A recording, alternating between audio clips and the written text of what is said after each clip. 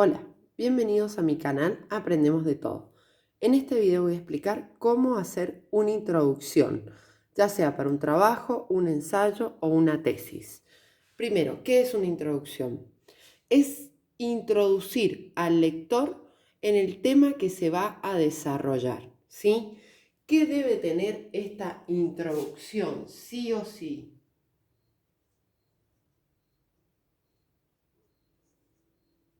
Debe tener una explicación lógica del tema que se va a desarrollar.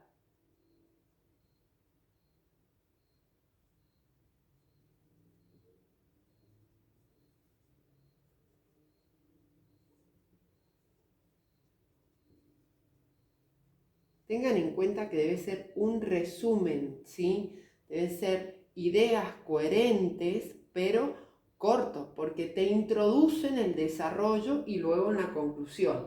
No deben exagerar con la amplitud, ¿sí? ¿Qué debe poseer sí o sí? La contextualización,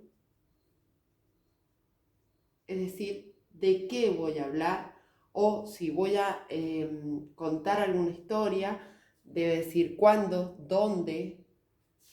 Bien, la idea general, ¿sí?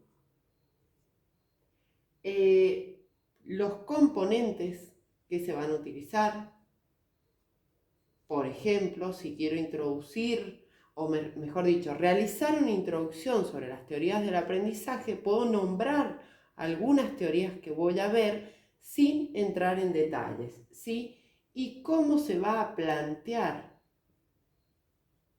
mi trabajo.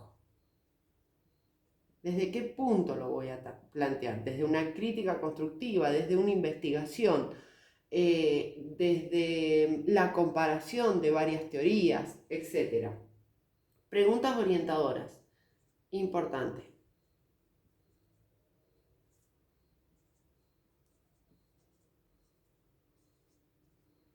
¿Cuál es el tema? Tener bien claro cuál es el tema que voy a tratar.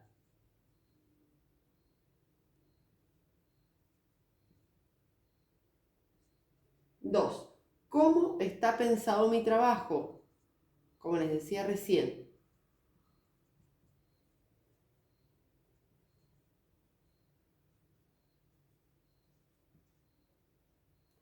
Otra pregunta orientadora. ¿Cuál es el procedimiento a seguir? Si es una investigación, deberá tener estadísticas, gráficos, etc.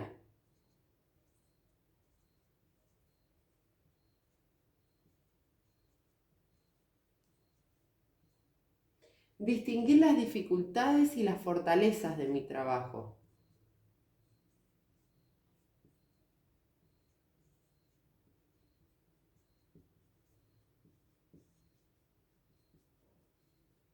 Esto es para poder llegar al desarrollo en forma completa, ¿sí? Y un consejo, para comenzar, acuérdense que la introducción debe causar un interés en el lector. Por lo tanto, pueden hablar de una anécdota o pueden comenzar con datos estadísticos o de estudio, una historia. También recuerden realizar un resumen porque esto es lo que va a dar el hilo conductor para el desarrollo de la tesis, ¿sí? Consejos. Para realizar un trabajo deben leer mucho sobre el tema que lo van a realizar, es decir, muchos autores para comparar, para poder ampliar vocabulario, que es importantísimo.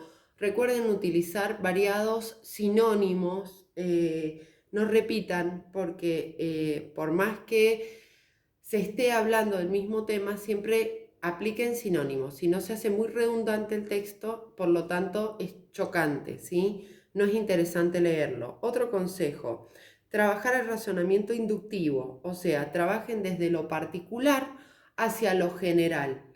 Y el último consejo es tengan muy en claro las ideas principales que se van a desarrollar. ¿Para qué? Para que en la introducción den esas pistas para atrapar al lector. Bien, espero que te sirva. Si te sirvió, comparte, comenta, regálame un me gusta y suscríbete. Gracias.